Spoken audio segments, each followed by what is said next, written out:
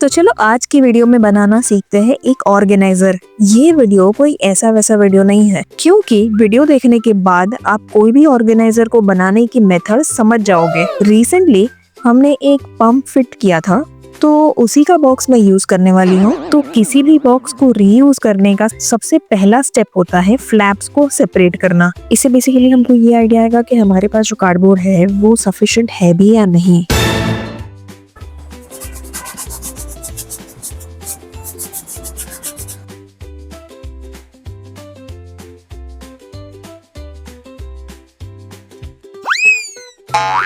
सबसे पहले हमें बॉक्स का बेस बनाना है और बेस की लंबाई और चौड़ाई आपको अपने हिसाब से डिसाइड करनी है। सॉरी, मेरी आवाज थोड़ी खराब है। जैसे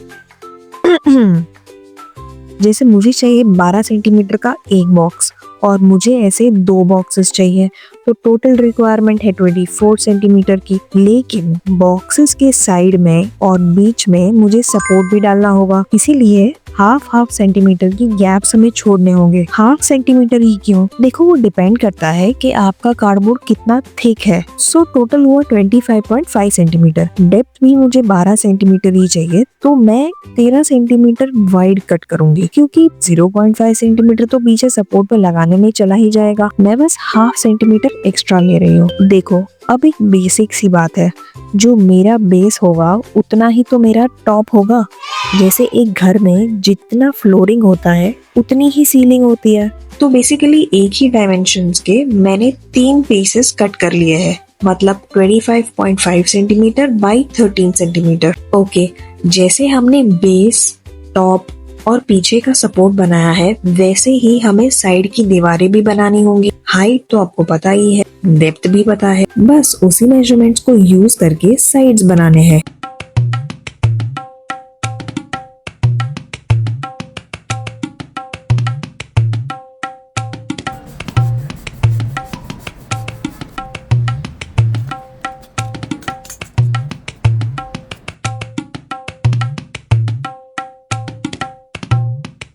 Before we move on to make the inside drawers, in cardboard से एक स्ट्रक्चर बना लेते हैं। पहले मैंने सोचा कि न्यूज़पेपर से ही कवर करती हूँ, बट बाद में ये बहुत ही गंदा लग रहा था, तो इसीलिए मैंने फिर उसको येलो पेपर से कवर कर दिया। देखो, सारे कार्डबोर्ड हमको एक साथ कट नहीं करने हैं, क्योंकि कभी कभी जैसा हम इमेजिन करते हैं वैसा होता नहीं है, जैसा मेरे साथ हुआ। आपको मेक श्योर करना है कि आपका जो कार्डबोर्ड है एकदम फ्लैट हो, स्पेशली जब आप बॉक्सेस रीयूज करते हैं, और अगर वो बेंट हो तो मेजरमेंट्स गड़बड़ा सकते हैं। इसीलिए 1 स्टेप एट अ टाइम। तो देखो, कार्डबोर्ड को आपस में जोड़ने के लिए मैं B7000 ग्लू का यूज कर रही हूँ। मुझे ग्लू गन यूज करना बिल्कुल पसंद नहीं है, और trust me, B7000 glue use करके आप बहुत ही अमेजिंग प्रोजेक्ट्स कर सकते हो, स्पेशली कार्डबोर्ड प्रोजेक्ट्स। देखो, आप फेविकॉल का भी यूज कर सकते हो, लेकिन फेविकॉल में एक प्रॉब्लम है कि वो इमीडिएटली स्टिक नहीं होता,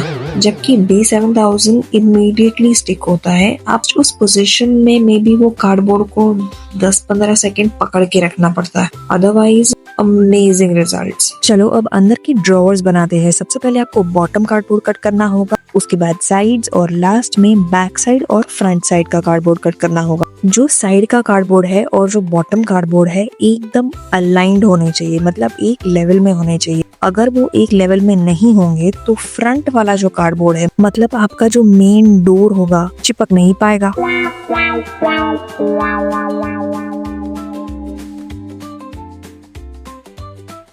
और इसी के साथ हमारी बॉक्सेस तैयार है। देखो, ऑर्गेनाइजर तो बन गया, लेकिन ये इतना सिंपल सा है कि मुझे उसको यूज करने का मन ही नहीं कर रहा। अब कुछ तो करना पड़ेगा ना इस पे। मैंने कोइंसिडेंटली ये मिनियन का कलर कॉम्बिनेशन ले लिया।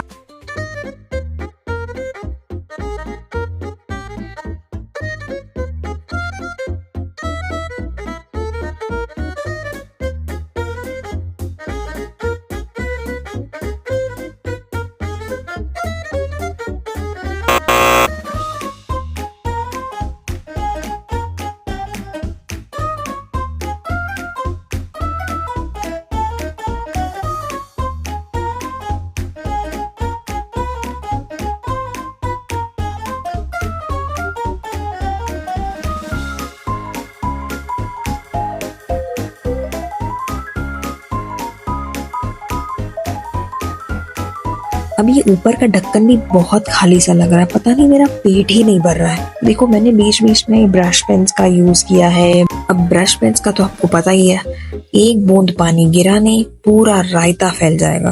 तो मुद्दे की बात ये है कि जब भी आप पेपर से रिलेटेड कुछ भी क्राफ्ट बनाओ, इसके ऊपर सेलो टेप लगाना बहुत जरूरी है, स्पेशली ऐसे बॉक्सेस में या कोई ऐसे ऑर्गेनाइजर्स में, ताकि इसकी लाइफ थोड़ी सी बढ़ जाए। मैं इसमें और एक चीज करना भूल गई और वो मेरे हिसाब से काफी इम्पोर्टेंट चीज थी, लेकिन मैं भूल गई। I am so sorry guys. अरे बॉक्सेस तो बना दिए, इसको खोलने के लिए कुछ हैंडल भी तो चाहिए कि नहीं।